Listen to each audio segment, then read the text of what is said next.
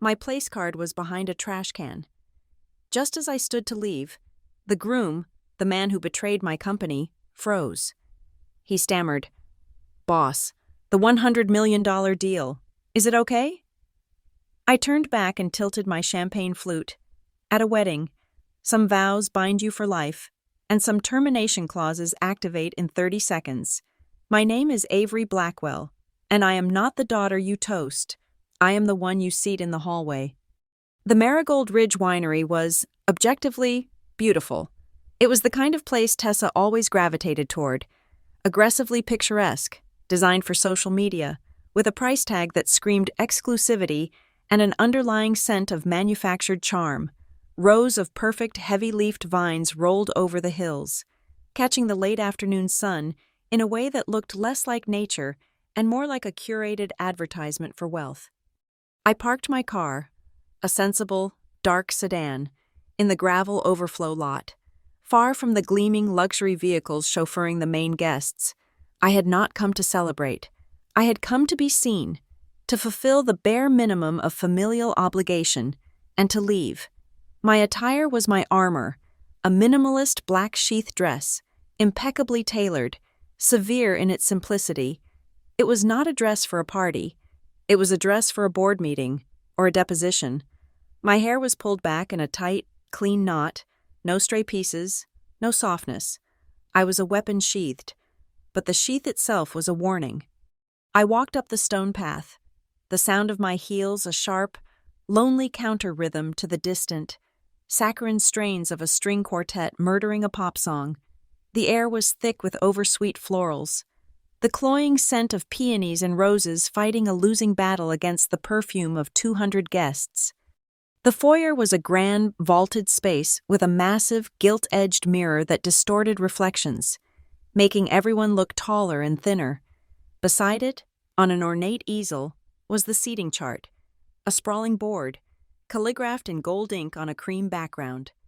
I am methodical. It is how I built my company. It is how I survive my family. I did not search for my name with hope. I scanned the B section with the cool detachment of a proofreader looking for an error. Blackwell, Robert and Eleanor. Table 1, of course, front and center. I scanned again, no other Blackwell. I scanned the M section, for Monroe, my mother's maiden name, the name my sister still used professionally. Monroe, Tessa, bridal table. My eyes dropped to the bottom of the chart, below the elegant swirls and flourishes, to a small, cramped section under the heading Additional Guests, and there it was. Avery Blackwell, hallway overflow, table B, 1L, Blackwell, a tiny, sharp, deliberate incision, a misspelling that was both an insult and a plausible deniability. It was a typo. Avery, why do you have to make everything a drama? I could already hear Tessa's voice. Hallway overflow, table B. The words hung in the air, clinical and brutal. I did not gasp. I did not flinch. I simply registered the data. My breath came in, slow and cold. I adjusted the cuff of my dress, a micro-movement that settled my spine, and I began to walk. I walked through the main reception hall. It was stunning. I had to give them that. Tables draped in heavy white linen, towering centerpieces of pale hydrangeas, and at least $5,000 worth of fairy lights twinkling in the exposed wooden beams. The scent of roasting lamb and garlic was beginning to push through the floral wall. I saw faces I knew, aunts who used to pinch my cheeks, now looking at me with a mixture of pity and morbid curiosity, uncles who had once praised my report cards, now turning to whisper to their wives. I kept walking, past the grand fireplace, past the polished dance floor, past the alcove for the bathrooms, and into a narrow, beige-painted service corridor. The lighting here was different, fluorescent, harsh, and humming. The carpet was a durable, industrial gray. To my left, a set of swinging metal doors blasted a wave of scalding heat, the percussive clatter of pans, and the sharp smell of onions frying. To my right, against a plaster wall scuffed with black marks, was a table. It was not a table. It was a disc of particle board on a wobbly metal leg, covered with a piece of fabric that might have once been white. Table B, beside it, so close that a guest would have to be careful not to brush against it, was a large, gray plastic, rolling trash receptacle. It was already half full of discarded napkins and empty mini bottles. This was not an oversight. This was a performance, a piece of installation art titled The Unwanted Daughter. I studied the single place setting. The water glass was streaked with hard water spots, a faint, greasy fingerprint visible on the rim. The silverware was mismatched. A heavy dinner fork, and a flimsy, cheap salad fork that looked like it had been stolen from a cafeteria. The napkin was not the heavy linen of the main hall. It was a thin, 2-ply paper rectangle, and it had a damp, translucent stain spreading from one corner. I pulled out the single, rickety chair, and I sat down. I would give them this. I would sit at their trash can table. I would be the model of composure. My stillness would be my rebellion. A burst of laughter, high and bright as shattered glass, announced her arrival. "Oh my God, Avery, you made it. You found your spot." Tessa, my sister, the bride. She was a vision in $40,000 worth of imported lace and tulle. Her blonde hair artfully tousled, her face a mask of professionally applied joy. She was flanked by her phalanx of bridesmaids, 6 identical women in blush-pink dresses, their smiles identical, their eyes uniformly hard. "We were so worried we'd run out of space," Tessa continued, her voice projecting, designed to carry. "It's just, with all of Evan's incredibly important clients, and all our real friends, you just understand, don't you, sis?" A bridesmaid, the one I recognized as the loudest from the bachelorette party photos, tittered. "Tessa, you are just awful," she said, a statement of pure adoration. Tessa's eyes met mine. Her smile was wide and brilliant. Her eyes were not smiling. They were chips of blue ice, glittering with a cold, triumphant victory. This, for her, was the main event. I did not answer. I simply looked past her, back into the main hall. I saw my mother, Eleanor, her hand fluttering to the pearls at her throat. Our eyes met for a fraction of a second. She immediately turned, her shoulders rigid, and became fascinated by the contents of her champagne flute. I saw my father, Robert. He was standing near the terrace doors. He saw me. He saw Tessa. He saw the table. He turned his back, pulled a cigar from his jacket, and busied himself with the act of lighting it. He saw. They knew. They approved. Their silence was my answer. Around the room, guests were pretending not to watch. Their bodies were angled away, but their heads were turned. Their smiles were tight, their eyes sharp. They were hungry for the drama, sipping it down like the house champagne. "Well," Tessa chirped into the silence, "enjoy the view. Don't fill up on bread." She laughed, a perfect, tinkling sound, and swept away, her bridesmaids trailing in her wake like pilot fish. The swinging kitchen door opened again, blasting me with the smell of burnt garlic and bleach. I sat. I breathed in. I breathed out. I registered the data. A shadow fell over my table. I looked up. A woman, perhaps in her late 60s, stood beside me. She wore a crisp black uniform, and her gray hair was pulled back in a severe bun. Her face was a roadmap of a life spent on her feet, dealing with people like my sister. Her name tag was simple brass. Mavis Hollis, head of service. She said nothing. She was holding 2 champagne flutes. One was the standard, thick-rimmed, water-streaked glass that sat on my table. The other was a tall, elegant, crystal flute. It was brimming with pale gold liquid, a furious, fine stream of bubbles rising from the base. With a movement so economical it was almost invisible. Mavis Hollis removed the bad glass from my setting and replaced it with the good one. Her voice was a low murmur, barely audible over the clatter from the kitchen. "From the private stock, miss?" I looked at her, really looked at her. "The bride's party," she continued, her eyes fixed on the main hall, "is drinking the house sparkling. This is better. A 1998 vintage, far too good for most of these people. It was the most profound act of kindness I had experienced in a decade.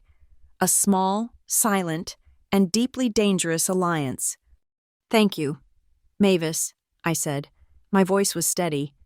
She gave a single, sharp nod, a gesture of mutual respect between two professionals, and vanished back into the chaos. I looked at the beautiful champagne. I did not drink it. Not yet. I took in the scene one last time, the swinging door, the gray trash can, the back of my father's head, my sister, now at the bridal table, accepting a toast, her face a perfect picture of radiant innocence. I had done my part. I had appeared. I had been seen. I had been seated. I would not, however, be the entertainment. I would not be the sideshow.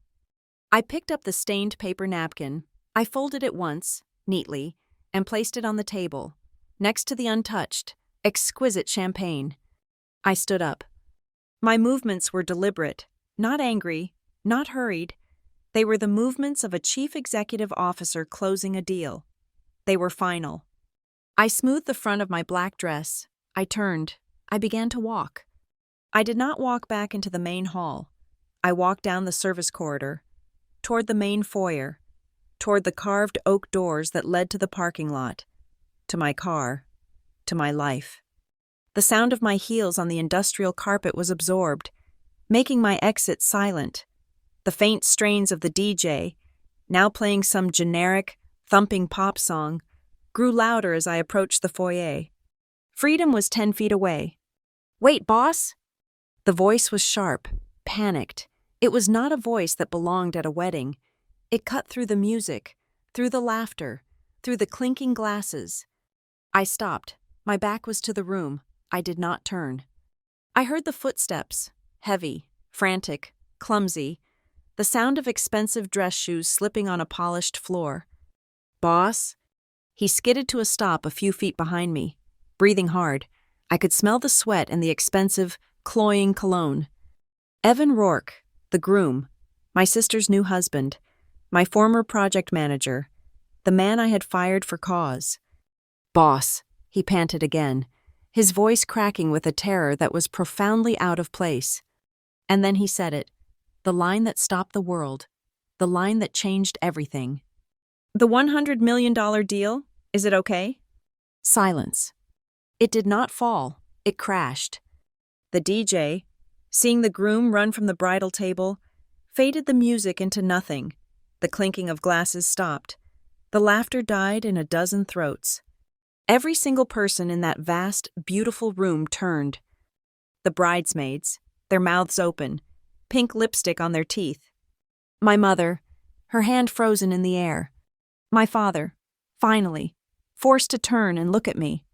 And the cameras, the wedding videographer, his red light blinking, the photographer, his lens a great, dark eye, and a dozen, 24 cell phones, all rising in unison, all pointing directly at us, in the arched doorway of the foyer.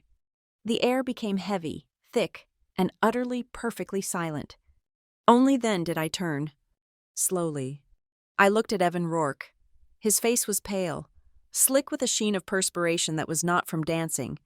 His designer tuxedo was rumpled. His bow tie was crooked. He looked like a man who had just seen the gallows being built. I did not look angry. I did not look surprised. I looked, I am sure, the way I always look when presented with an unexpected variable, analytical. I let the silence stretch. I let him bake in it. I let every guest, every camera, every molecule of air in that room register his panic. I let him understand that he was no longer at his wedding. He was in my office. I tilted my head, a minimal, assessing movement. My voice, when I finally spoke, was not a shout.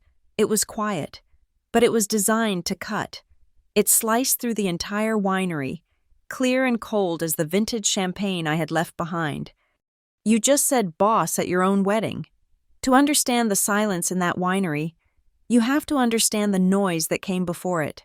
My entire childhood was a soundtrack of comparison, a nonstop barrage of evidence detailing how I, Avery Blackwell, was the deficit. In the Monroe Blackwell household, there were 2 daughters. There was Tessa, the sun, and there was me, the shadow. Tessa sparkled. Tessa charmed. Tessa lit up a room. I focused, I worked, I was intense.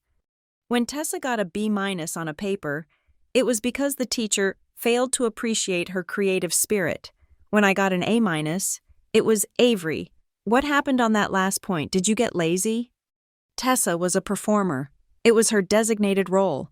Every family dinner was a stage for her anecdotes, her dramatic retellings of minor schoolyard slights, her demands for attention.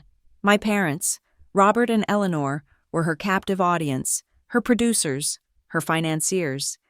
The first major transaction, the one that drew the blueprint for every interaction that followed, happened when I was 16. I had been working since I was 14, not for fun, not for pocket money. I was bagging groceries, shelving books at the town library, and tutoring freshmen in algebra. I had a bank account, in my name, which held $5,420. It was the result of 2 years of saving every single paycheck. It was my escape fund, earmarked for the first tuition payment at any college that would take me. One day in July, the balance was $9.31. My mother called it a temporary reallocation of family assets. I called it theft. Tessa needs this, Avery, my mother explained, her voice devoid of apology, as if explaining that the sky was blue. She was accepted into the summer intensive acting program, the city program. This is her big break. It was my money, I said. My voice did not shake. That was the first rule I had learned. Never show them the wound. Don't be selfish, my father chimed in, not looking up from his newspaper. Tessa's success reflects on all of us. You just need books. She needs experiences. The $5,420 paid for Tessa's new headshots and a 6-week workshop on how to cry on command. She was, I heard, mediocre. I learned a critical lesson that day.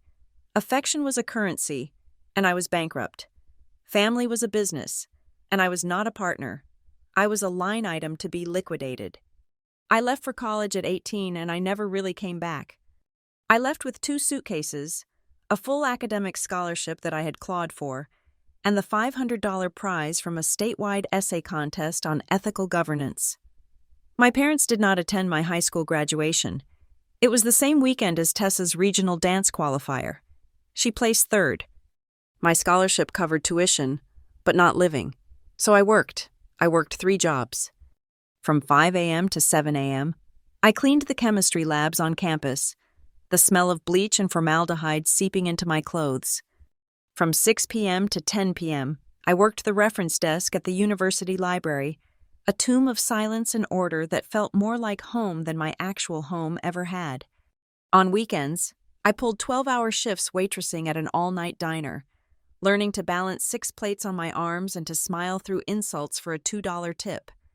I learned to run on caffeine, discipline, and the cold. Clean logic of physics. I majored in architecture, with a dual specialization in material science and sustainable systems, while Tessa was, according to my mother's breathless weekly phone calls, being discovered as an extra in a local car commercial. I was learning how to build self-sufficient structures that could withstand a Category 4 hurricane and produce more energy than they consumed. 10 years after I left home, I founded Blackwell Atelier. We are not a glamorous firm. We do not build glass and steel monuments to ego. We build solutions. We specialize in high-density, low-impact community housing. We turn construction-grade industrial waste and recycled plastics into proprietary, composite modules. We turn toxic, abandoned lots into net-zero energy homes. We build things that last, things that serve a purpose. I am not just an architect, I am an inventor. My core patents are the Delta frame modules, the lightweight, high insulation, modular wall systems that form the basis of our work. And when I filed those patents, I did not hire a cheap lawyer. I hired the best intellectual property firm in the country. My licensing agreements are ironclad. They are brutalist poetry. They contain strict, non-negotiable clauses regarding transfer, usage, and most importantly, conflict of interest. They are written to be impermeable. They are designed to protect my work from the exact kind of temporary reallocation my family specialized in. Which brings me to Evan Rourke. Evan was not a client. He was not a partner. He was an employee. He was a mid-level project manager at Blackwell Atelier. Hired 2 years ago. He was charming, fast-talking, and possessed the dangerous combination of surface-level competence and deep, structural ambition. He remembered everyone's coffee order. He also forgot to triple-check structural load calculations. He was fired 18 months ago. We had a series of coincidental leaks. Suddenly, a new competitor, a flashy vaporware startup, was undercutting our bids with uncanny accuracy, proprietary data from our secure server. Files Evan had been given clearance to access for one project showed up in this rival's pitch deck. My internal security team flagged his activity. When confronted in my office, he lied. He lied poorly, shifting blame, manufacturing excuses, sweating just as he was sweating now. I terminated his employment for cause, with a notation for gross misconduct and a breach of his non-disclosure agreement. He signed a separation agreement that reaffirmed his NDA in exchange for me not pursuing criminal charges. He left with a cardboard box and a smirk he could not quite hide. 6 months after I fired him, the Harbor Point District Greenbuild project collapsed. It was my flagship project, a $100 million municipal contract to revitalize the city's waterfront with sustainable, mixed-use development. It was the project Evan had been managing before his termination. The collapse was sudden. The city council cited unexpected funding gaps and concerns about technological viability from their new partners. It was a devastating setback. I had to lay off 15% of my staff. I had to personally guarantee a bridge loan to keep the company solvent. I later learned that our primary funding partner, Kestrel Partners, had pulled out after receiving an anonymous report. This report detailed potential supply chain failures and patent infringement risks, failures and risks that were hypothetical, exaggerated, and mirrored the exact data Evan had accessed before he was fired. This is what being the wrong daughter teaches you. It teaches you that love is conditional. It teaches you that family is just a word for the first group of people who will betray you. It teaches you that praise is a weapon, and silence is a confession. When I was featured on the cover of Architecture Today for my work on urban renewal, my mother asked if the magazine could send her a free copy, as she didn't want to waste money buying it. When I won the National Sustainability Grant, a $30,000 prize, my father asked if it came with cash or just a useless plaque. But for Tessa, there was always a budget. For her engagement party, for her bachelorette trip to Miami, which I saw documented in a blizzard of professionally photographed Instagram posts, for this $500,000 performance of wealth, this winery, this monument to a life they had not earned. They were always present for Tessa's photo ops. They were always absent for my milestones. Being the wrong daughter teaches you one final, invaluable skill. You do not react. You do not cry. You do not yell. You do not make a scene. You observe. You document. You record. You build a case. You wait. My plan for today had been simple. I would arrive at 5 p.m. I would be seen. I would endure the seating arrangement, which I had fully anticipated would be an insult. I would nod.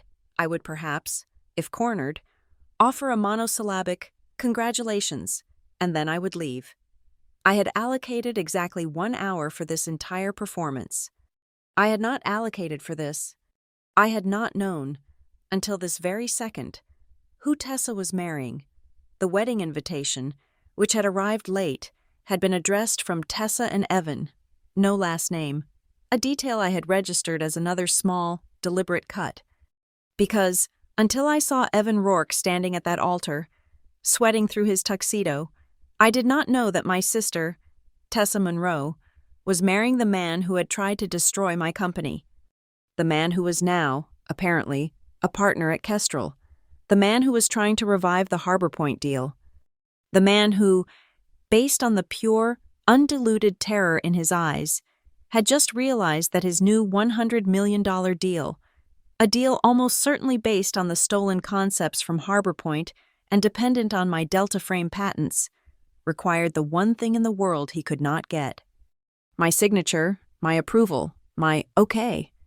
He was standing there, frozen in the doorway, a groom on the gallows, and he had just handed me the rope. He called me boss. He said $100 million. He had just given me a stage, and unlike Tessa, I knew exactly what to do with it. Evan Rourke looked like a man who had been shot and was still trying to figure out where the blood was coming from. His mouth opened and closed twice, a goldfish gasping for air in the sudden, crushing vacuum of the room. What? He stammered. I did not repeat myself. I simply waited. The silence in the winery was no longer passive. It was an active, heavy, ringing thing. It was a spotlight, and he was trapped in its glare. He took 2 lurching steps toward me, his hands half raised in a gesture of supplication. Avery, boss, Avery, I didn't know. He tried to laugh. It came out as a strangled cough, a wet, flapping sound of panic. Can you believe it? I had no idea. I swear, I had no idea you were Tessa's sister. What are the odds, right? Just a crazy coincidence. His eyes darted around the room, begging for an ally. He saw only a sea of frozen faces, 100 witnesses to his unraveling. The cameras were still pointed. My father was staring, his mouth a thin, grim line. My mother looked faint. Evan, I said. My voice was low, but it commanded the space. I did not move toward him. I made him close the distance. He scrambled the last few feet, his face slick. He was trying to lower his voice, to bring this back from a public execution to a private negotiation. Avery, please, he hissed, his cologne a suffocating wave of spice and terror. This is my wedding.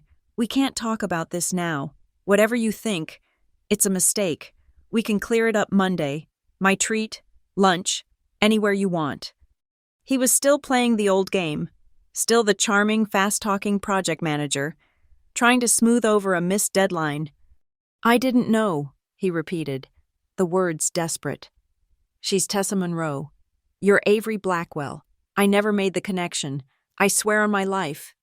This, I registered, was likely true. My family was so successful at erasing me that my sister's new husband, a man I had fired for industrial espionage, had no idea I was related to her. The irony was so potent, it was almost elegant. But it was irrelevant. I did not respond to his denial. I did not acknowledge the personal connection. I did not care if he knew. That was a family problem. He had created a business problem. Evan, I said again, my voice flat. What is the name of the Conflict Control 12 clause in the Harbor Point file? It was not a question. It was a key. The blood drained from his face. Not a gradual paling. It was as if a plug had been pulled, leaving his skin a waxy, gray-yellow. His desperate, pleading smile vaporized. His eyes, which had been darting wildly, locked onto mine with the dull, fixed terror of a cornered animal. He knew the name. He knew that Conflict Control 12 was not a standard legal term. It was my internal project code for the specific, proprietary IP usage clause in the original $100 million Harbor Point data room. A data room he was never supposed to have copied. A clause he was, at this very second, actively violating. His silence was his confession. And the audience, which had been confused, was now catching up. I saw them at table 3, a cluster of men in bespoke, dark blue suits, their ties loosened just so. They had not been looking at Tessa. They had been looking at Evan, their expressions indulgent. Now, their indulgence was gone. One of them, a man with silver hair and a watch I knew cost more than my first car, leaned forward. His eyes were not on me. They were on Evan. They were cold, assessing. He had stopped being a guest and had become an underwriter. Another man at the same table, younger, was already looking down at his phone, his thumb moving fast. This was no longer a wedding. It was a risk assessment. And then, the sound of high-strung, misplaced panic. What is going on? Evan, honey, why did the music stop? Tessa came rushing over, her massive dress a cloud of white, her face a mask of brittle fury. She was not worried. She was angry. Her performance had been interrupted. She grabbed Evan's arm. Evan, stop talking to her. What are you doing? She turned to me, and her face, her beautiful, perfectly made-up face, was pinched with a lifetime of practiced disdain. Avery, she hissed, her voice a stage whisper that carried to the rafters. You need to leave. You are ruining this. This is my day. She tried to laugh, turning to the crowd, trying to pull them back to her side. Everyone, I am so sorry, she trilled, her voice pitching too high. This is just my distant cousin, Avery. She gets confused. She's always been a little intense. We were so worried she'd make a scene. Distant cousin. The lie was so clumsy, so desperate, it was almost sad.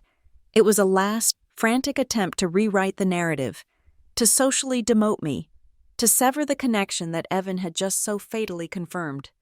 But no one was looking at Tessa. They were all looking at me. I did not respond to her. I did not look at her. I simply broke eye contact with Evan, who looked like he was about to vomit on his bride. I reached into the small, severe black clutch I carried. I pulled out my phone. The screen lit up my face in the dimming foyer. Tessa stopped talking. Evan stopped breathing. I held the phone in my left hand. With my right, my thumb moved, swift and economical. I opened my email client. To deal at Kestrel Partners, Co. The address was already in my predictive contacts. The General Counsel's intake box for Kestrel Partners. The official channel. My thumb moved to the subject line. Subject, COI 12 clock starts. That was all. Conflict of interest 12. The clock starts. I did not type a body. The blank email was the message. It was a summons. It was an invoice. It was a declaration. I looked at Evan one last time. His eyes were pleading. Don't. My thumb hovered over the blue send icon. I don't make scenes. I don't raise my voice. I don't cry or throw champagne. I set timers. I pressed send. A clock in my head, a cold, digital, internal timer, began to count down. The terms of that clause were clear. Upon notification of a breach, the offending party had a cure period, but more importantly, all funding partners had an immediate right to halt and review. I slid my phone back into my clutch. The click of the magnetic clasp was the only sound. I turned my back on the groom, on my sister, on my family. I did not run. I did not storm out. I simply continued my previous course of action. I walked. I walked toward the great oak doors. The silence I left behind was different. It was no longer shocked. It was frantic. COI? I heard a man's voice, sharp and low. COI? Conflict of interest? Get him on the phone, another voice snapped. Get our counsel on the phone, now. What the hell is Harbor Point? Turn that camera off, my father's voice suddenly boomed. Too late. The murmur erupted. Phones, which had been held up to record a wedding prank, were now being used for business.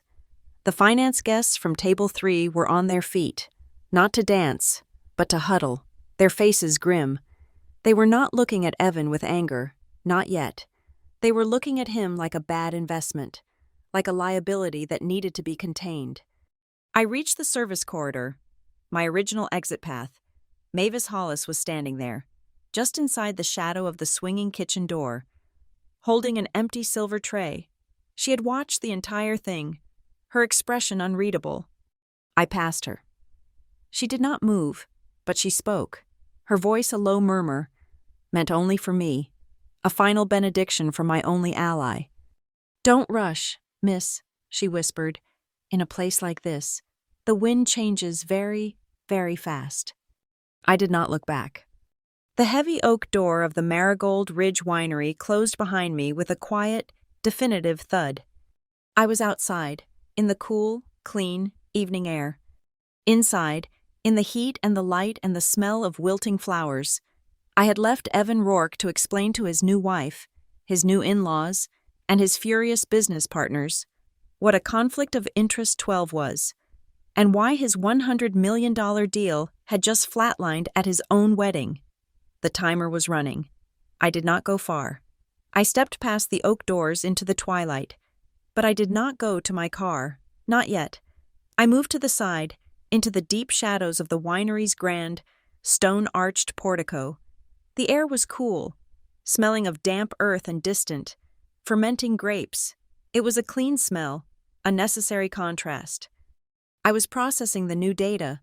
Evan Rourke, my sister, my IP, the $100 million. The variables were assembling themselves, forming the sharp, ugly edges of an equation. I did not jump. I turned my head. Mavis Hollis was standing 5 feet away, a silver tray of empty glasses balanced on her hip. She was using the pretense of clearing the outdoor tables to approach me. "They are in a state," she said, her voice a low vibration. "The groom is by the bar. The bride is crying, or perhaps she is yelling. It is difficult to tell. They are both making demands." "I imagine they are," I said. Mavis stepped closer, into the shadow with me. She was no longer a server. She was an operative. "When I saw your name on the list, I thought it might be a mistake. When I saw where they had put you, I knew it was a strategy." She slid her hand to the apron pocket concealed by the tray. "The bride's planner dropped this in the service hall." She did not hand it to me. She slipped it to me, a single folded piece of 8 by 11 paper. I unfolded it. It was a printout of the final seating chart layout, but in the margin, in a looping, flamboyant, unmistakable script, was a handwritten note, Tessa's handwriting. "Hallway for AB. Make sure to keep cameras ready for her entrance. AB. Avery Blackwell. Keep cameras ready." I looked at Mavis. Her face was impassive. She had just handed me a motive, a confession. "Thank you, Mavis," I said. "They've been talking about the prank all week," she said quietly. "The planners, the bridesmaids, they thought it was hilarious. They have a package deal with the videographer." "A package deal," I repeated. The coldness in my chest was not from the evening air. It was from the data coalescing. This was not just negligence. It was malice, choreographed and budgeted. Mavis nodded toward the main hall. "The honeybee is often found in the vineyard. Miss, looks sweet, carries a sting. You watch yourself." She turned and melted back into the function, a ghost in a black uniform. I walked to my car. This time, I walked with purpose. I got in, locked the doors, and let the silence of the soundproofed cabin envelop me. The engine remained off.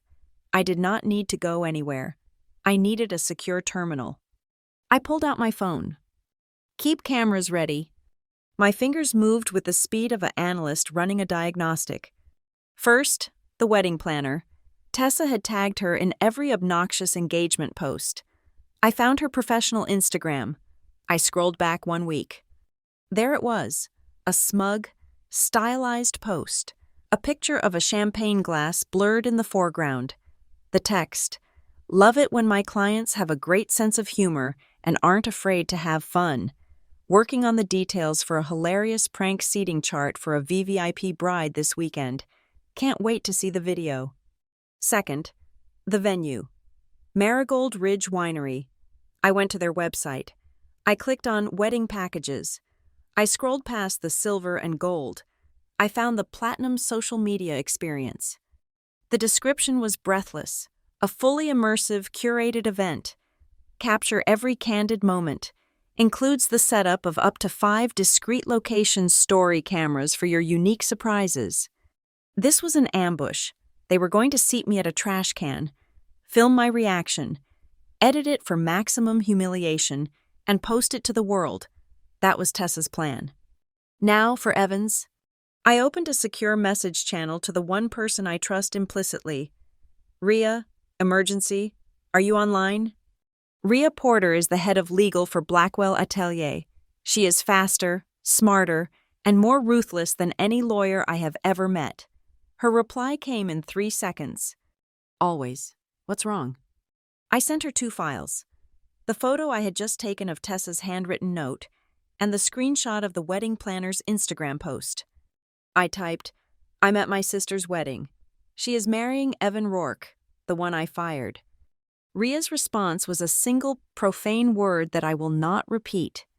I continued, "He just called me boss in front of 300 people and asked if the $100 million deal was okay. Run Harbor Point, run Kestrel Partners, find out what he needs, and find out why he's terrified." "On it," Rhea replied. "But Avery, there's something else. That name. Tessa Monroe. That name just flagged on an old alert I still have running for you." I froze. "What alert?" "The identity theft. From 2 years ago. The one you told me to drop." I remembered. Of course I remembered. It was a $5,000 credit card bill that had escalated to a $30,000 line of credit, a supplementary Amex card I had never applied for, opened under my Social Security number. The charges were all lifestyle, high-end makeup, designer rentals, acting classes, headshots. I had known, instinctively, that it was Tessa. The purchases were a map of her failed ambitions. I had the bank close the card. I ate the cost. I told Rhea to drop the investigation. It was, I had told myself, the price of keeping my parents out of a police station. I did not want to make a scene. "Rhea," I typed, my fingers suddenly numb. "What about it?" The wedding dress, the designer she tagged. I ran a quick check. The bill was paid 2 months ago. $28,000. It was paid with an Amex supplementary card. The last 6 digits are 451002. I stopped breathing. It was the same number. "Avery," Rhea wrote. "She never just closed the account.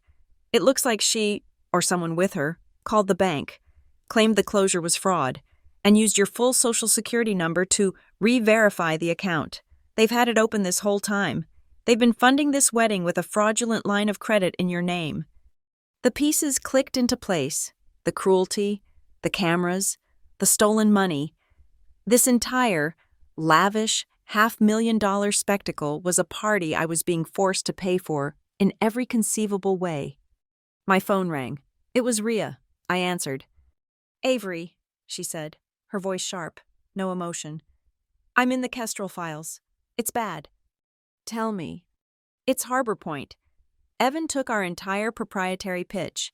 He took the Delta frame module specs, filed off the serial numbers, and sold it to Kestrel as his own concept. Kestrel is now the primary partner for the new Harbor Point Municipal Green Build, the $100 million deal.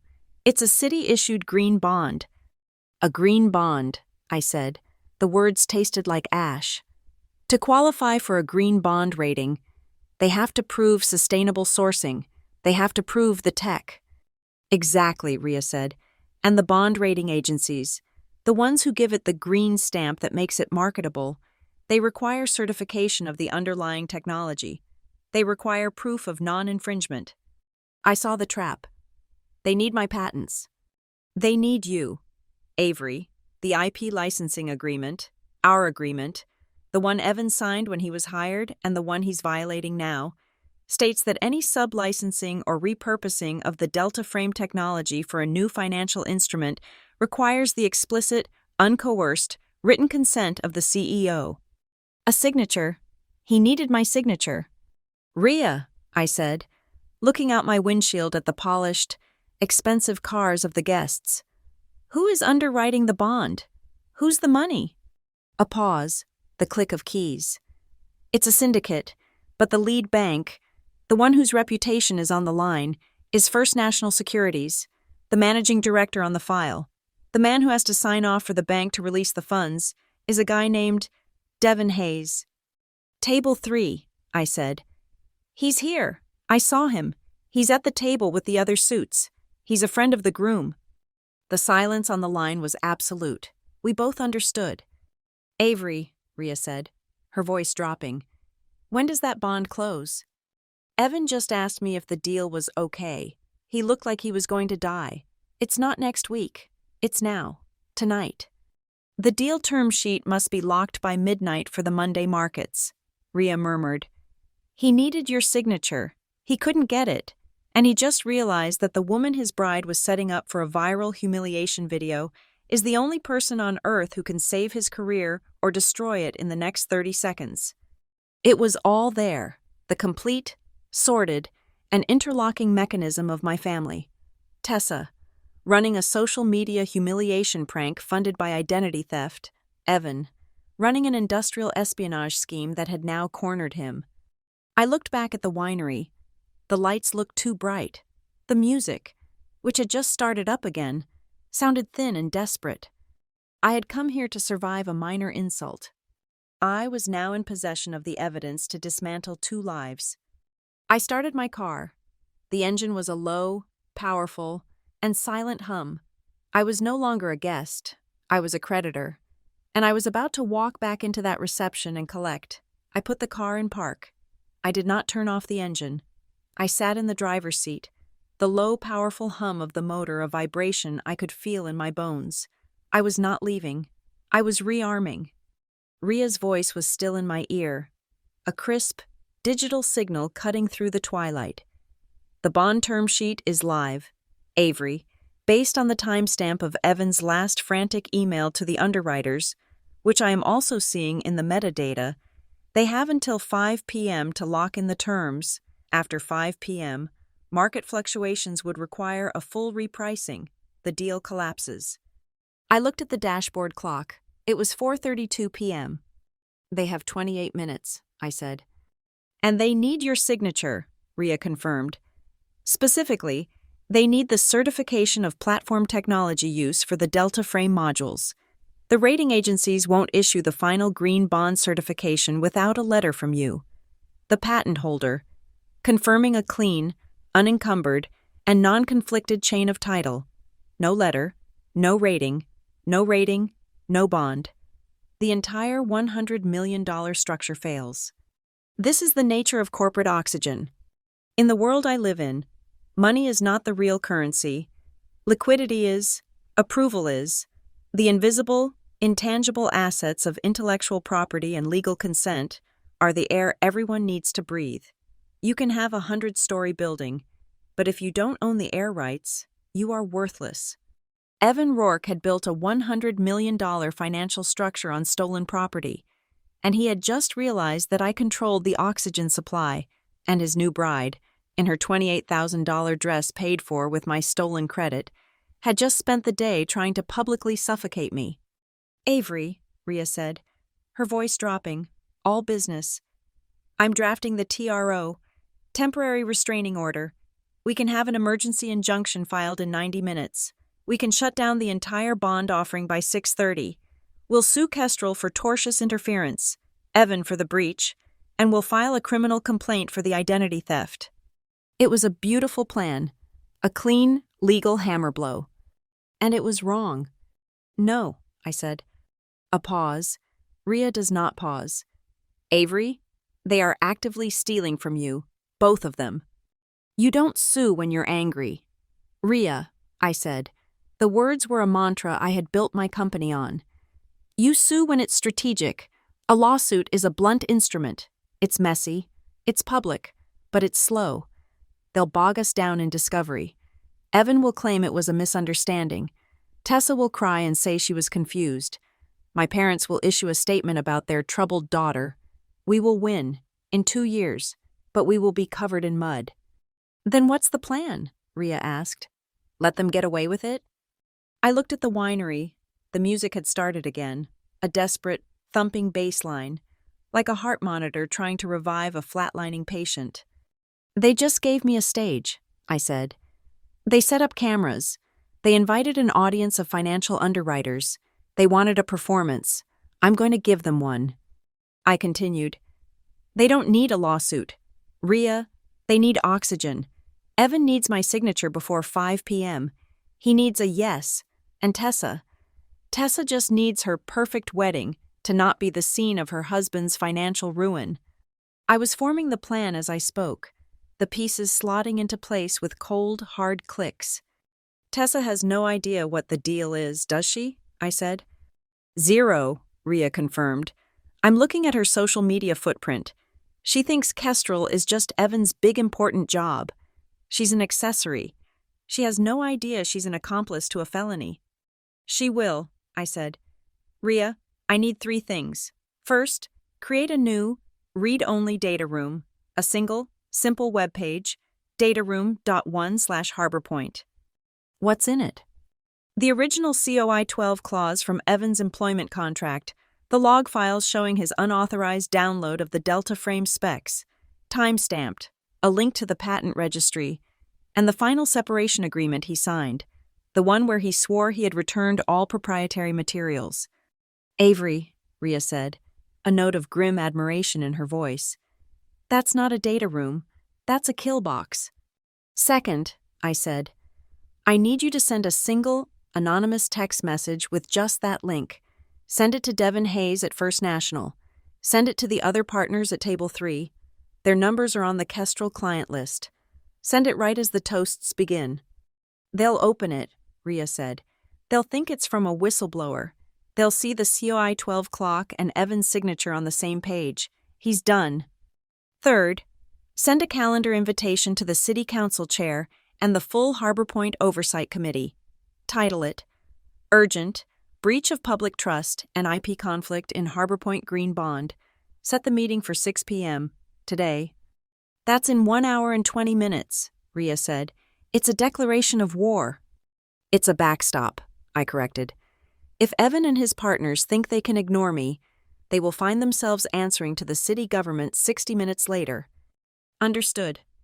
I'm going in, Rhea. Keep the line open. I put my phone in my clutch, got out of the car, and walked back toward the oak doors. This time, I did not walk with the suppressed energy of an unwanted guest. I walked with the focused, unhurried gait of a CEO entering a negotiation she already controls. I pulled the door open. The noise hit me first. The music was too loud. The chatter was brittle. No one was dancing. The huddle of financiers at Table 3 had broken up. They were now scattered, each man on his own phone, their faces like stone. Devin Hayes, the banker, was at the bar. He was drinking scotch, neat, and staring at Evan Rourke, who was standing beside Tessa, trying to smile. Tessa was a mess. Her face was splotchy from crying, her eyes darting everywhere, hunting for the source of her humiliation. When she saw me walk in, her face contorted. She saw the person who had ruined her day. She still had no idea. She was a child playing with matches in a room full of dynamite, angry that I had pointed out the fire. I ignored them all. I scanned the room for my target. Mavis. She was directing staff near the cake, a 5-foot monstrosity of white frosting. I intercepted her. Mavis, I said quietly. She turned, no surprise, just a calm, assessing look. They're about to do the toasts, I said. The father of the bride, the best man. Yes, miss. I need the system to have a malfunction, a random audio feedback. Mavis looked at the audiovisual technician's booth, a small, elevated platform in the corner. The system is very high-end, very reliable. I'm sure it is, I said. But in my experience, when you put 2 live microphones too close together, or perhaps accidentally route the main speech microphone through the auxiliary soundboard. Mavis's mouth twitched, the barest hint of a smile. It can create unexpected results. The father of the bride will speak, I said. And then, I need the microphone to go to the groom. Evan Rourke. I need everyone in this room to hear him. The best man is scheduled after the father, miss. I know. But I think, given the circumstances, the groom will be desperate to clear the air. I just need to make sure that when he speaks, it's not into a dead mic. I need him to be perfectly, clearly, publicly audible, and I need him on that stage before 5 p.m. Mavis looked at the clock. It was 4:41 p.m. The toasts are scheduled for 4:45, she said. Perfect, I said. She gave me a single, slow nod. I will. See if I can assist the audio technician. These new systems can be very confusing. Thank you, Mavis. I turned. I did not go to the hallway table. I did not go to the bar. I walked to an empty table, one with a clear view of the stage, the bridal table, and the financiers from table 3. I sat down, placed my black clutch on the white linen, and I waited. The DJ's music cut off abruptly. Friends? Family? The DJ chirped, his voice painfully bright. If everyone could please take their seats, it's time for our very special toasts. The clock read 4:45 p.m. My internal timer had 15 minutes. The stage was set, the oxygen was in my control, and the clock was ticking. I had not even taken a step toward the empty table when the blur of white intercepted me. It was Tessa. She had moved faster than I had ever seen her move, crossing the entire reception hall in a furious, silent sprint, her $40,000 dress dragging on the floor. She did not intercept me in the main room. She cut me off, hurting me with her body, pushing me back into the mouth of the service corridor where my humiliation had been staged, the place where the trash can still sat. She was smart enough to know she needed this conversation off microphone, but she was not smart enough to know she was cornering the wrong person. You, she hissed. Her face, up close, was a disaster. Her expensive waterproof mascara was clotted, her skin was red and blotchy, and her eyes were not filled with tears. They were filled with pure, undiluted rage. This was not grief. It was fury at having her spotlight stolen. You came here to ruin me, didn't you? She spat, her voice a low, vicious buzz. You couldn't stand it. You couldn't stand one day, being about me. You had to come here in your ugly black dress and make a scene. I looked at her. I did not raise my voice. I did not engage. I simply stated the fact. I came here to leave. Liar, she shrieked, and she actually raised her hand, as if to slap me. She caught herself at the last second, remembering the cameras, the audience. She lowered her hand, but her fingers were curled into claws. You think you're so smart, she continued, her voice dropping to that venomous, conspiratorial tone she had always used before asking our parents for money to cover a mess. Well, you played right into it, the clip of you in the hallway. It's going to be trending by tomorrow. Everyone is going to see exactly what a bitter, jealous, pathetic person you are. It was the slip, the confirmation, the admission. She had been so blinded by her own anger. She had just confessed to the entire plan. I did not respond to her. I glanced over her shoulder. Mavis Hollis was standing 10 feet away, by the swinging kitchen doors, ostensibly checking a manifest. Our eyes met. I gave a short, subtle nod. Now. Mavis understood. She turned and pushed the kitchen door open just an inch, propping it with a rubber stop. The effect was instantaneous. A wall of sound blasted into our small corridor, the percussive, violent clack, clack, clack of a dozen pans hitting steel prep tables, the high-pitched, industrial shriek of the ventilation hoods, the roar of the dishwashing jets, the sound of 20 people shouting in kitchen Spanish. It was not music, it was pure, industrial chaos.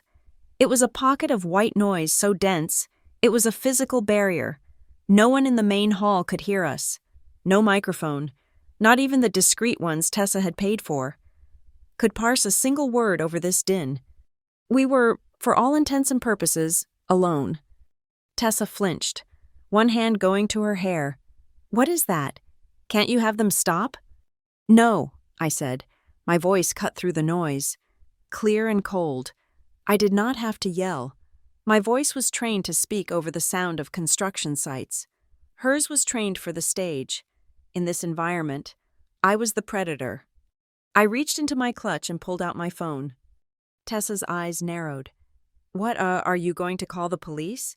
Going to have me arrested for being a better bride than you? I did not answer. I opened my photo gallery. Rhea had sent me the file, the scanned, itemized invoice for her wedding dress, and the image of the fraudulent credit card statement it was charged to. My credit card. I did not accuse.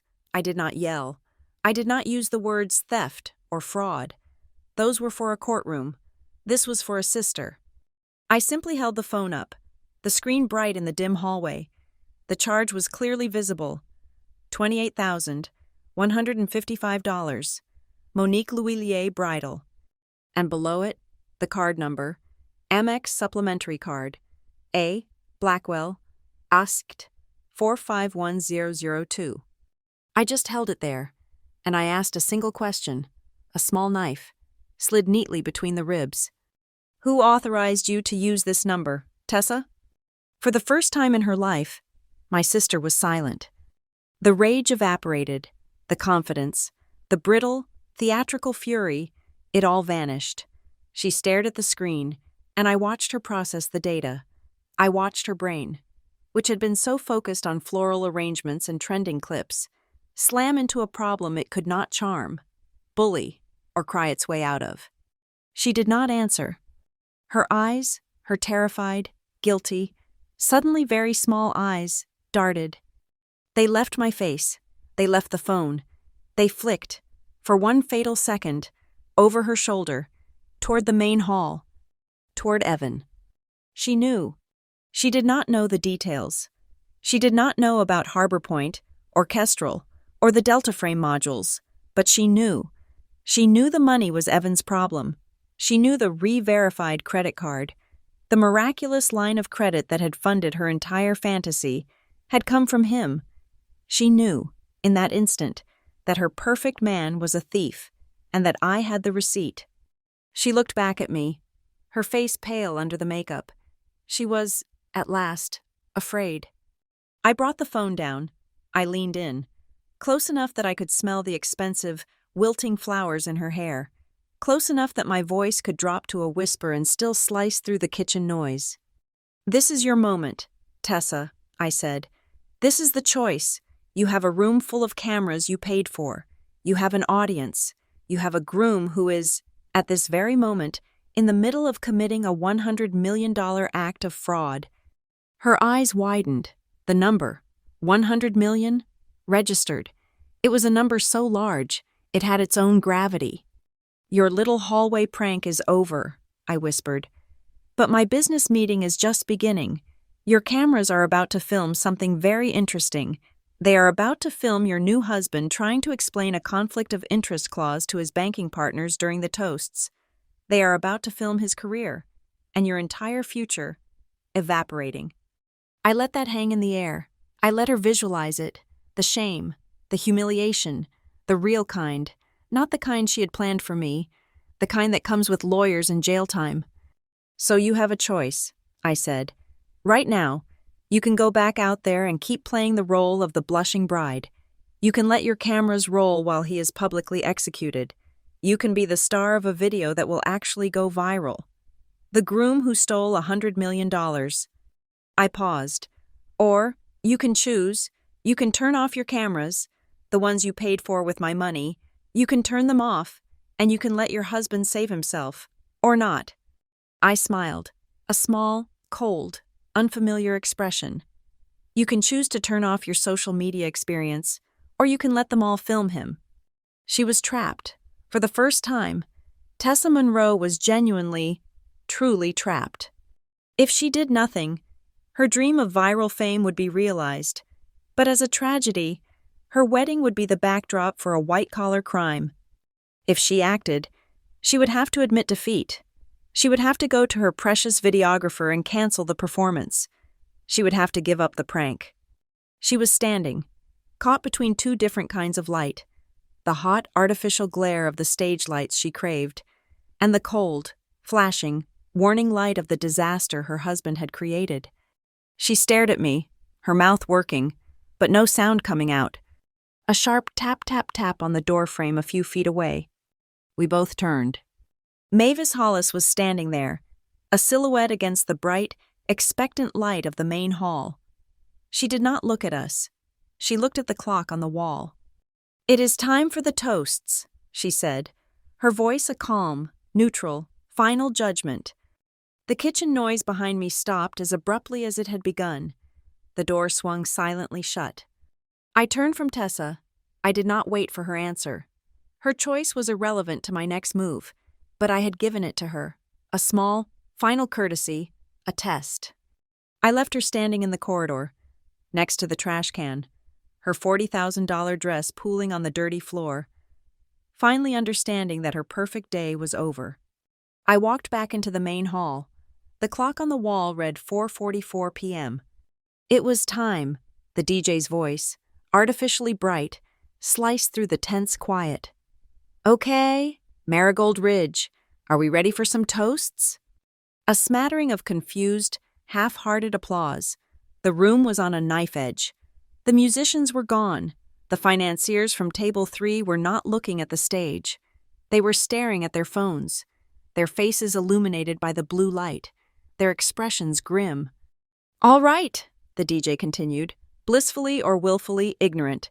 Put your hands together for the man paying for it all, the father of the bride, Robert Blackwell. My father, of course. He stood up from Table 1, his face ruddy, a champagne glass in his hand. He had his speech, he had his role. He began his walk to the small, elevated stage. Mavis, I saw, was now standing at the AV booth, her back to the room. She was speaking to the technician, pointing at a console. My father reached the stage. He tapped the microphone, a classic, nervous gesture. Hello? Is this thing on? A blast of static, a high-pitched, ear-splitting shh.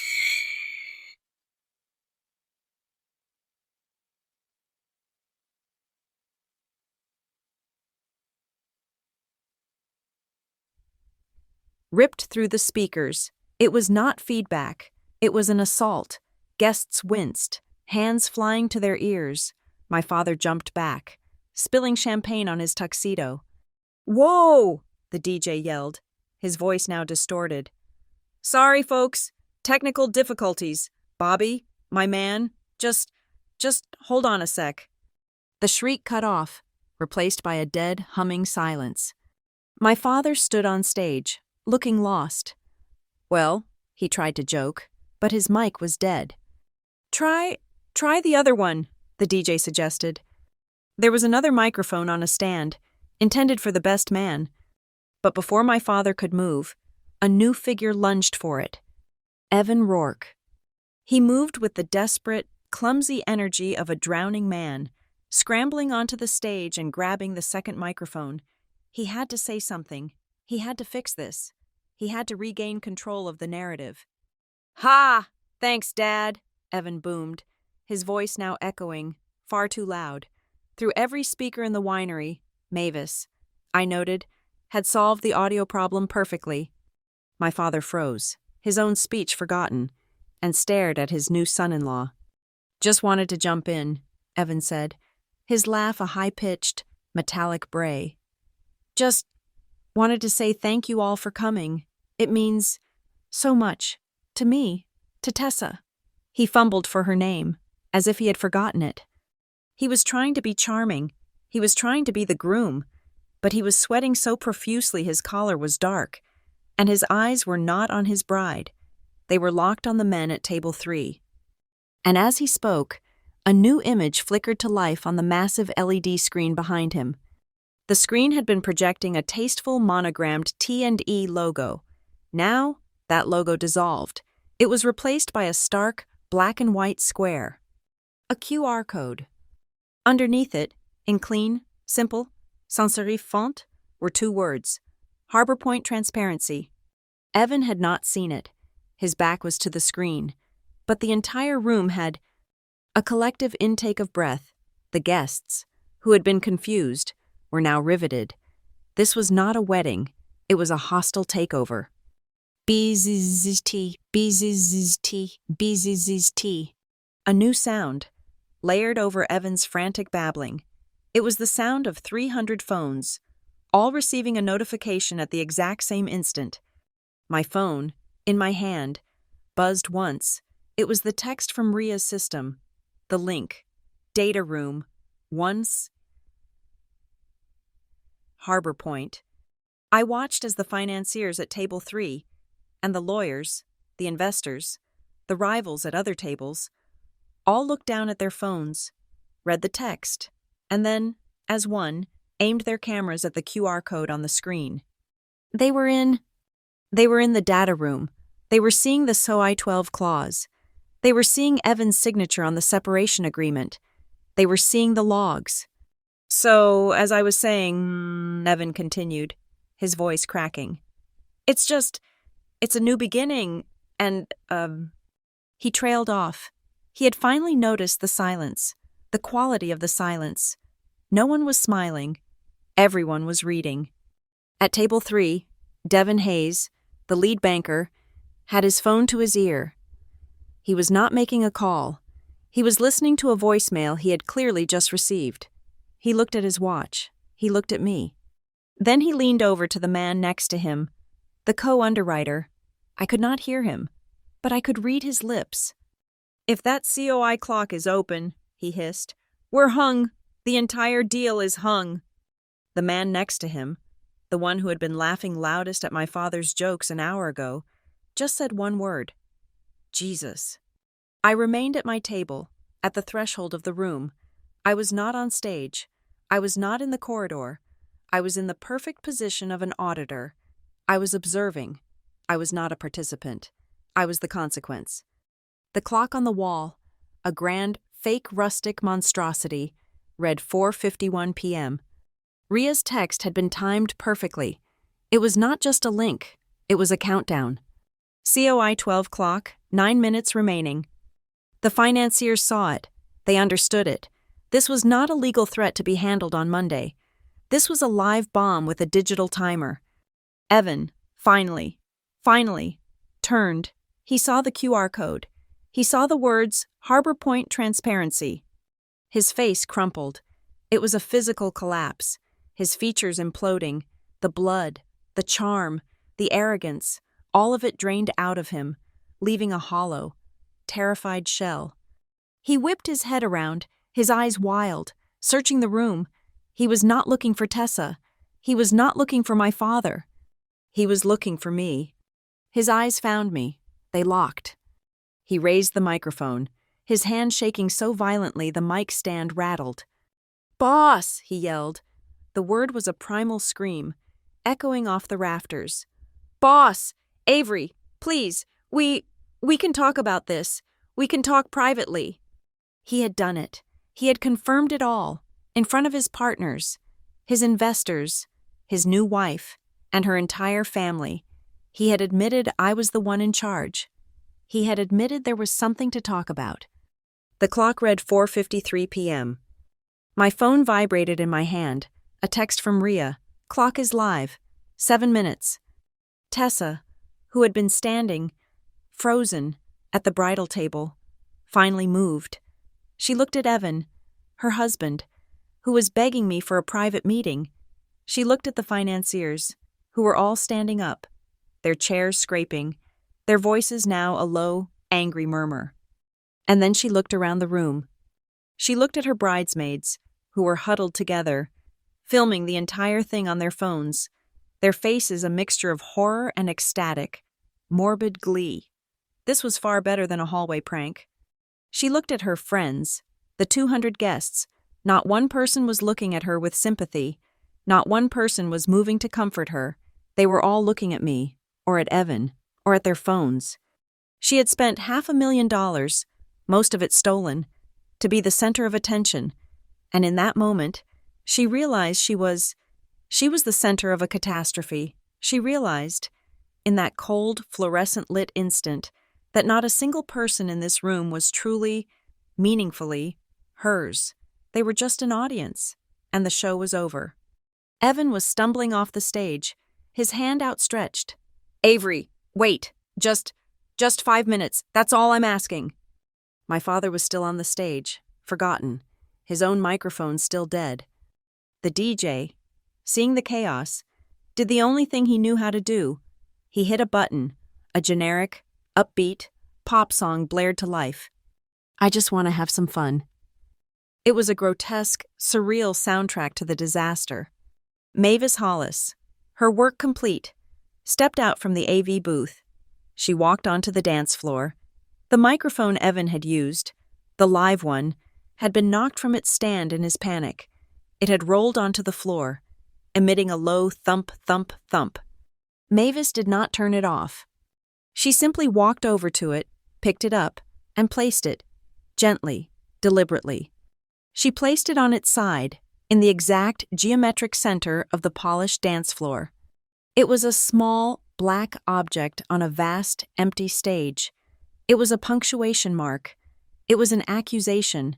It was a nucleus. And the entire room, the chaos, the music, the panicked phone calls, all seemed to revolve around it. A single live microphone, waiting for someone to speak. The clock read 4:55 p.m. 5 minutes. Evan was still stumbling toward me, his hand outstretched, his face a mask of pleading, naked terror. Avery, boss, please, just 5 minutes, in your office, Monday, we can fix this. The grotesque pop song was still thumping, a mechanical heartbeat in a dying room. I walked past him. I did not stop. I did not look at him. I walked directly to the center of the dance floor, to the single, live microphone Mavis had placed like a piece of evidence. I bent, my movements economical and precise, and picked it up. The thump, thump, thump of it in my hand was replaced by a sharp, clean click as I wrapped my fingers around the metal. The DJ, seeing me, finally understood. The music cut off. The silence that crashed back into the room was absolute. It was a physical weight. It was the sound of 300 people holding their breath. It was the sound of a $100 million deal collapsing in on itself.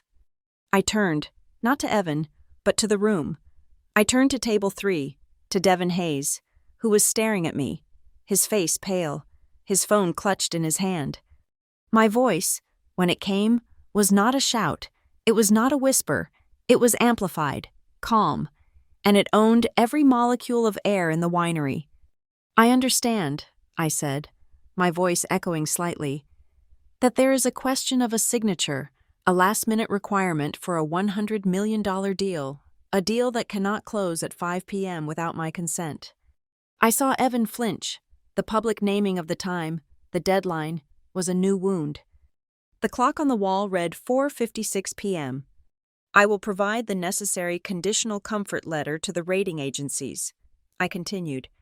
But my consent is not free. It is not a gimme. It is not a family favor. It is a legal and financial instrument, and it is contingent on the immediate execution of 3 terms. I let the word 3 hang in the dead air. These terms are not a negotiation. They are a receipt, and they will be signed, here, now, in front of all of you. I turned, and for the first time, I looked directly at Evan Rourke. Term 1. Acknowledgement of conflict.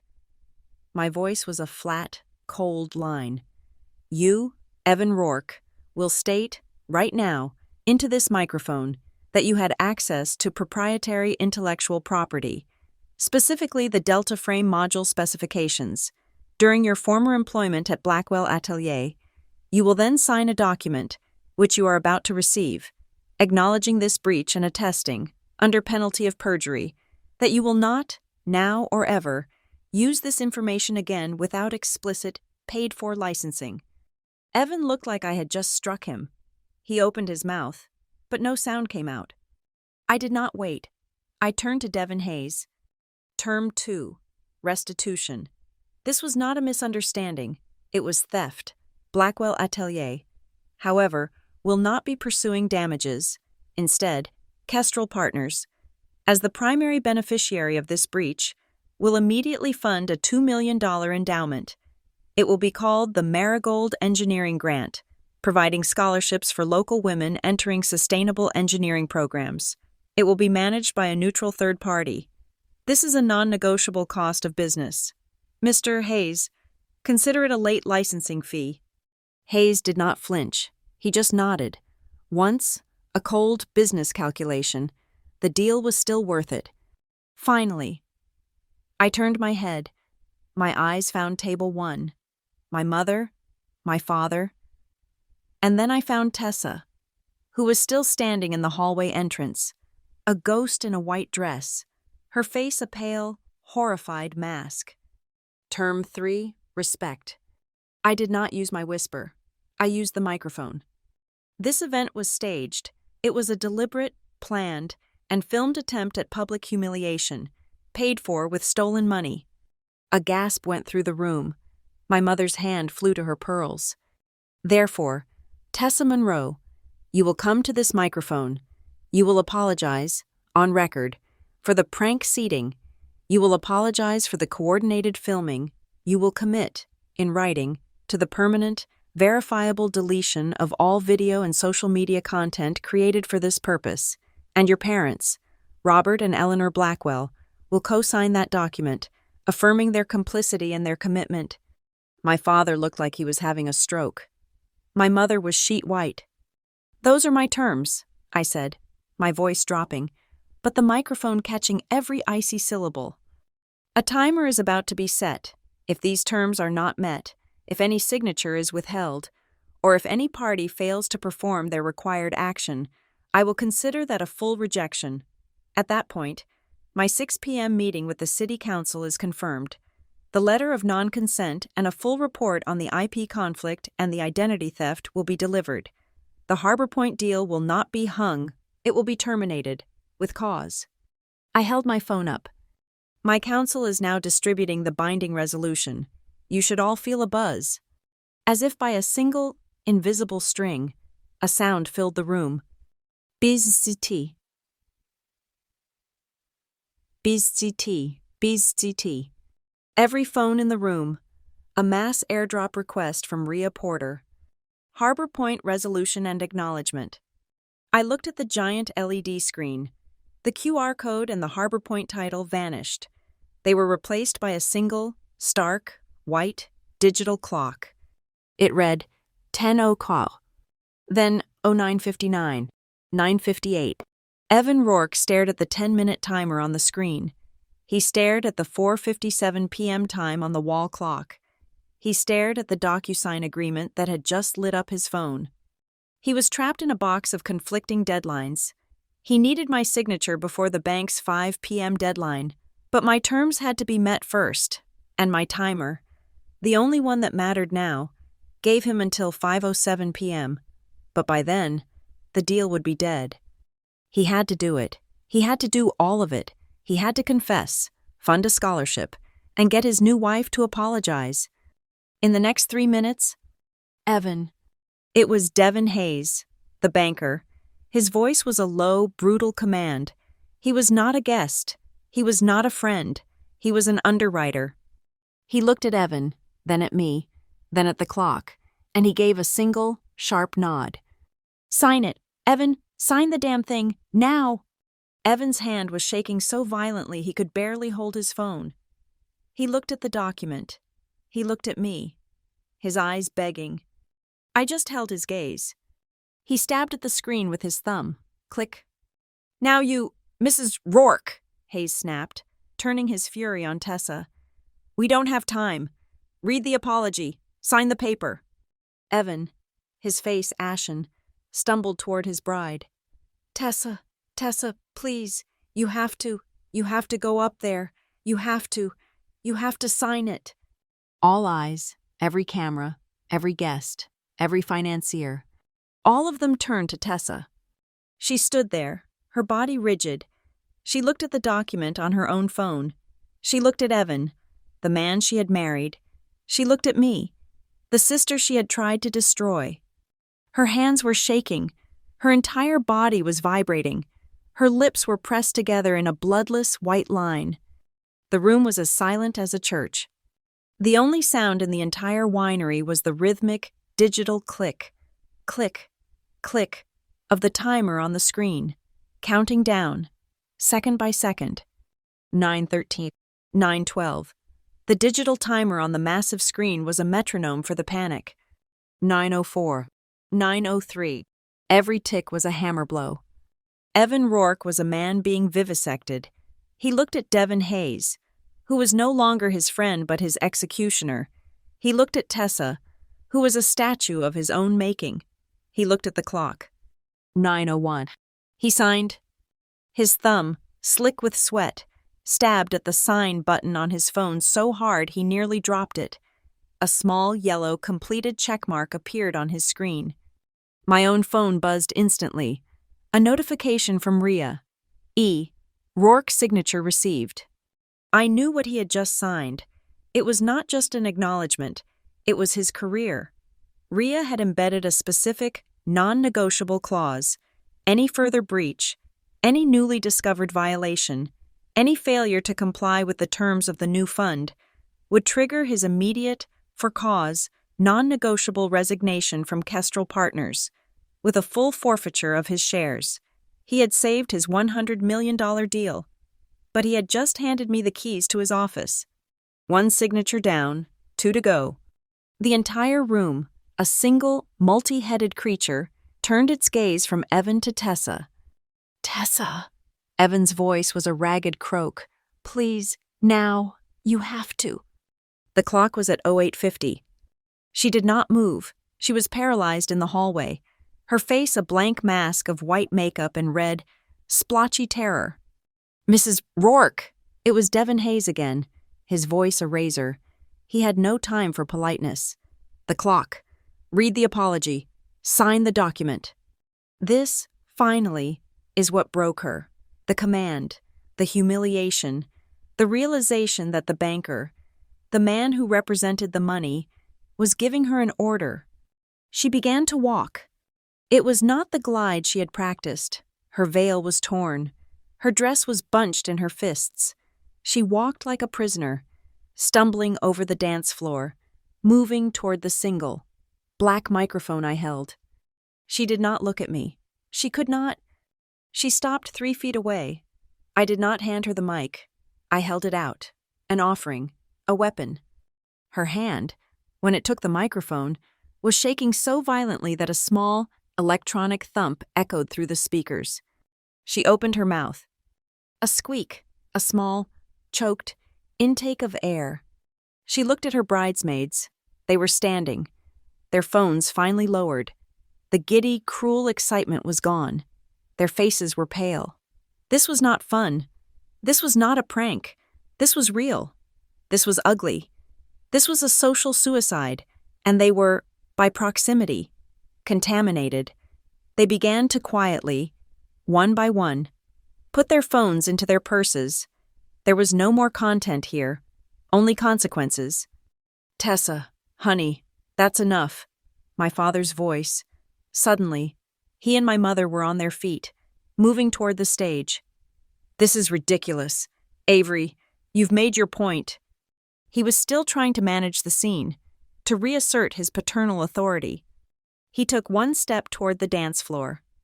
Mavis Hollis, who had been standing by the main doors, simply turned her head. She looked at the 2 burly, tuxedo-clad security men the winery had on staff. She gave a single, almost imperceptible, tilt of her head toward my father. The 2 men moved. They did not run. They simply materialized. 2 solid black walls, between table 1 and the dance floor. My father stopped. My mother gasped. "Let her finish," Mavis said. Her voice was quiet, but it was the voice of the house. It was the voice of absolute control. My father, for the first time in his life, was rendered impotent. He was just another guest, and he was being managed. All eyes went back to Tessa. She started.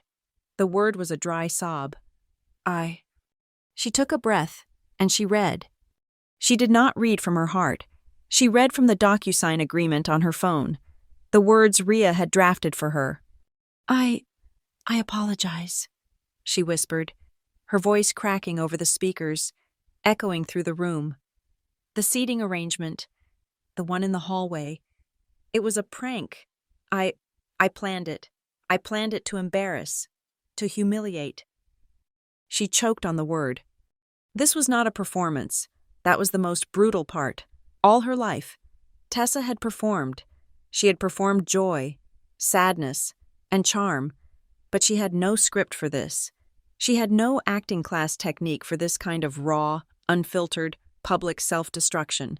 This was real. The absence of her usual crocodile tears made it devastating. I I apologize to my... Her eyes, desperate, finally met mine. She could not say my name. To my sister, she finally choked out. The word sister hung in the air, a broken, foreign object. I did not move. I did not cry. I did not offer a hand. I did not ask for a hug. I was not her sister. I was her auditor. I just gave a single, slow, deliberate nod, acknowledged. I commit, she stammered, reading again. To deleting all the video, the social media content, all of it. She finished. The silence was deafening. Click, she signed. My phone buzzed Z. T. Rourke's signature received. Now there was only one.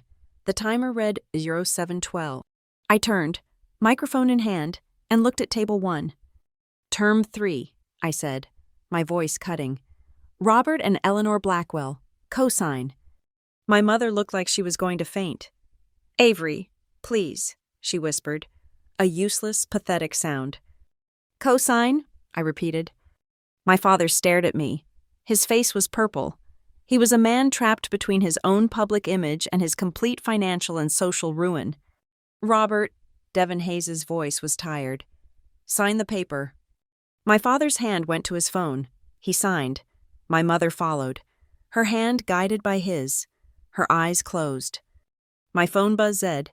R. Blackwell and E. Blackwell signatures received. Rhea. All signatures received. 0645 on the timer. The clock on the wall read 4:53 p.m. I had 6 minutes to spare.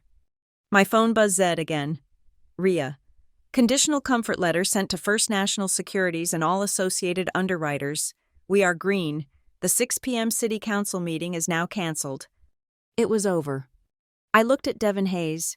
His phone had buzzed Z, too. He read the email from Rhea. He read it, and I watched a year's worth of stress exit his body in a single, long, shuddering sigh. He stood up. He did not look at Evan. He did not look at Tessa. He did not look at anyone. We're in, he said to the men at his table. Lock the price. Close it. Now. And just like that, the financiers from Table 3 stood as one. They were done. They were not guests. They were not friends. They were a strike team that had just completed its mission. They put on their jackets, their faces grim, their phones to their ears, and they began walking out of the winery. They were not calling for limousines. They were calling for cars to take them back to the office. The deal was closed. The wedding, as a functional event, was over. I looked at the giant LED screen. The timer was frozen at 0645. I walked, a new kind of power humming in my veins, to the AV booth where Mavis was now calmly directing the technician to pack up. One more thing, I said. The technician looked at me. The QR code, I said. It needs a new destination. I airdropped him a link, the one Rhea had prepared. Make it live, I said. On the screen, the frozen timer dissolved. The Harbor Point Transparency title vanished. It was replaced by a new, simple, elegant landing page.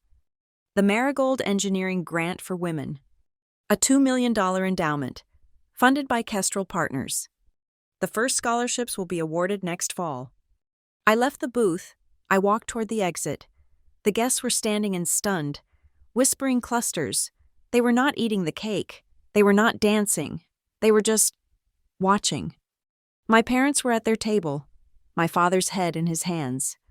Tessa and Evan were standing on opposite sides of the dance floor, alone, together.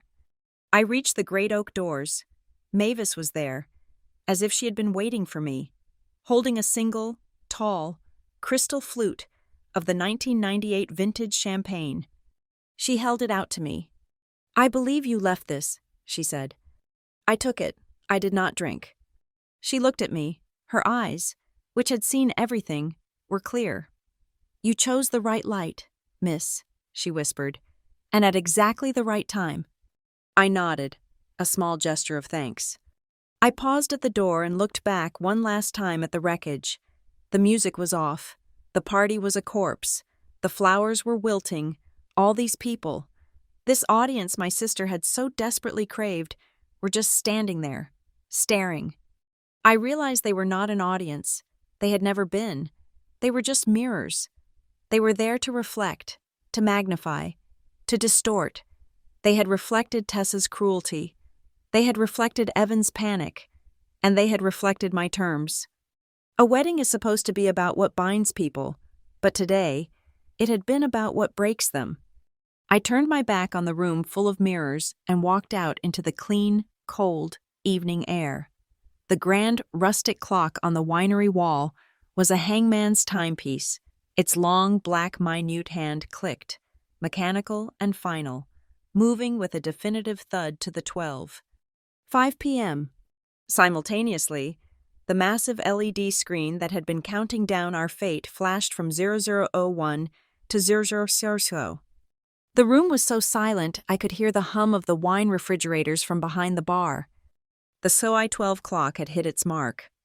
For a full second, nothing happened. The world was suspended. Evan Rourke was a statue of a man. His face gray, his eyes fixed on the blank screen. Then, a single, sharp ping echoed through the sound system. It was not a sound of celebration. It was a sound of finality, of a transaction completed. My phone buzzed in my hand, a message from Ria, DocuSign. All 3 signatures completed and countersigned, 0000, on the clock. A second message immediately followed. Tessa Rourke video apology received, confirmed, and moved to secure auto archive. Deletion protocol initiated. She's clean. It was done. All terms met. Evan Rourke did not move. He seemed incapable of it. He was a man who had been running full speed and had just slammed into a wall of solid glass. He had survived, but he was shattered. He finally, slowly, let out a breath he seemed to have been holding since I first walked back into the room. His shoulders, which had been up around his ears, collapsed. He turned his head, not his body, and looked at me. His eyes were hollow, burned out, all the charm, all the arrogance, all the panic. It was all gone. He was just the raw, exposed nerve of his ambition. His voice was a dry rasp, a whisper that my microphone, still clutched in my hand, was sensitive enough to catch. "Boss?" It was a question. It was the only question left in the world. The $100 million deal, is it okay? I had not moved from the center of the dance floor. I was the axis on which this entire terrible event had spun. I looked at Evan. I looked at Devin Hayes's empty, abandoned table. I looked at the new QR code on the screen, the one advertising the $2 million scholarship fund. I raised the microphone to my lips. My voice did not waver. It was not triumphant. It was not angry. It was the voice of a CEO closing a file. It was broadcast to every corner of the room, to my parents, to the whispering guests, to my sister. Conditional okay. Evan flinched, as if he had been struck. He had expected a yes or no. He had not expected a condition. I continued, my voice clear and amplified. A public addendum to a public contract. You have your deal, but my consent is now bound to your performance. Keep your word, keep your deadline, and keep your people. He did not understand. He did not have to. His lawyers would. I pulled out my phone, still holding the microphone. My other hand moved swiftly. I opened the email I had drafted an hour ago. The final consent, the one that actually released the patent certification. I hit send. My final consent has just been delivered to the underwriters, I announced. It includes one last, non-negotiable term. Kestrel Partners will appoint, at its own expense, an independent, third-party compliance monitor. This monitor will have full, unrestricted access to the Harbor Point project and all associated IP usage. They will report directly to my board. This term is effective for 24 months. Evan's head snapped up. He understood that. I had just installed a warden in his company. A warden he would have to pay for. He had his deal, but he would never, ever be unsupervised again. His phone buzzed. He saw the email. He saw the consent. He saw the deal was alive. A wave of relief so profound that it was almost violent washed over him. His knees buckled. He grabbed the back of a chair to steady himself. "Thank you," he whispered, his voice thick with a grotesque, desperate gratitude. "Thank you, boss." I lowered the microphone. "Not for me," I said. My voice was my own again, flat and quiet. "For the city."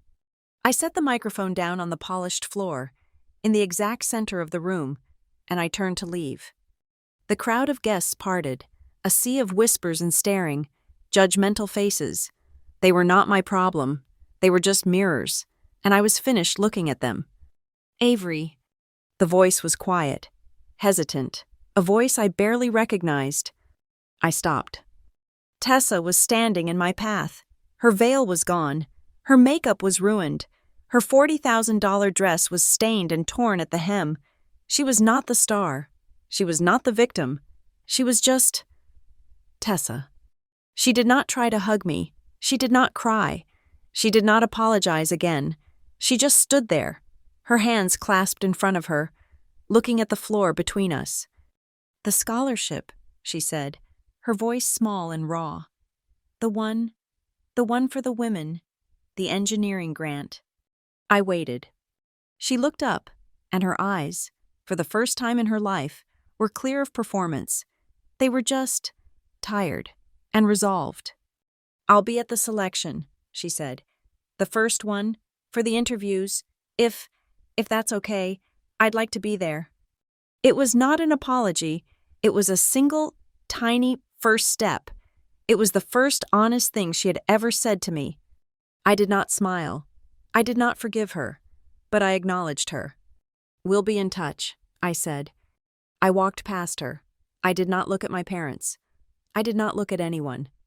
I walked toward the great oak doors. Mavis Hollis was standing there, just as she had been when I first arrived, a pillar of calm efficiency in the center of the chaos. She was holding my empty champagne flute, the one I had left on the hallway table. She held it up, a silent, fractional gesture. I raised my own empty hand, my fingers lightly tapping the air where the glass would have been. A silent, shared toast, a passing of the guard. I stepped outside. The sun was sharp, a low, brilliant, late afternoon gold that made the winery hills look like they were on fire. The air was cool and smelled of dust and dry grass. I did not look back. I walked down the stone path, my heels making a sharp, clean, solitary sound in the sudden, peaceful quiet. My phone buzzed in my clutch. I pulled it out. A final text from Rhea. "Deal closed, fund open, and Avery." The first 5 anonymous donations just came in to the scholarship link. From the phones of the guests still in the room, you just raised an extra $50,000. I stopped at the edge of the gravel lot. I read the message. And for the first time that day, I smiled. A wedding had, after all, taken place. Vows had been exchanged. But the only binding ceremony that mattered today was not the one between my sister and her groom. It was the one I had just officiated, the one between responsibility and respect. And that one, I knew, would last a lifetime.